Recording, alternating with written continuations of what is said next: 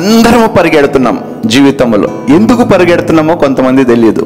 కొంతమంది పరిగెడతారు మధ్యలో ఆగిపోతారు. కొంతమంది పరిగెడతారు, పడిపోతారు, తిరిగి లేచి మరలా వాళ్ళు రేస్ని కొనసాగిస్తారు.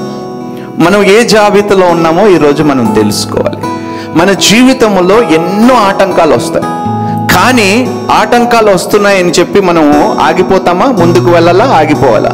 Run the race as if you are winning the race, as if you are coming first in the race. So మనం ఏ పరుగు తీసినా కూడా జీవితంలోని ఫస్ట్ రావటానికి 2వ ప్లేసు 3వ ప్లేసు ఏదో ఒకటి వస్తే బాగుంటుంది అని మాత్రం పరిగెత్తకండి. దానివల్ల లాభము లేనే లేదు.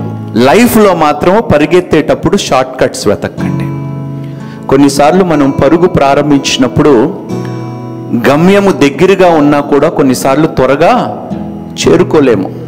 చాలా ఆటంకాలు వస్తాయి, చాలా ఇబ్బందులు వస్తాయి, చాలా కష్టాలు వస్తాయి, చాలా నష్టాలు వస్తాయి. కానీ కొన్నిసార్లు పరిగెడుతూ గుంతలో పడిపోవచ్చు.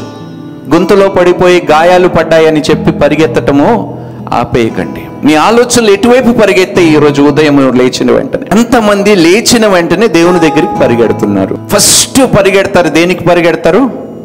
సెల్ ఫోన్లో ఉన్న మెసేజెస్ చూడటానికి.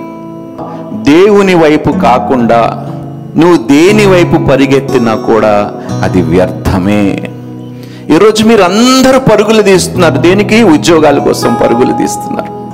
చాలామంది డబ్బు సంపాదించాలని పరుగులు తీస్తారు.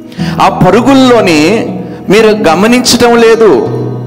మీరు తీసే ఈ లోకపు పరుగులన్నిటిలోని మీకు సుఖము లేదు, సంతోషము లేదు, సమాధానము లేదు.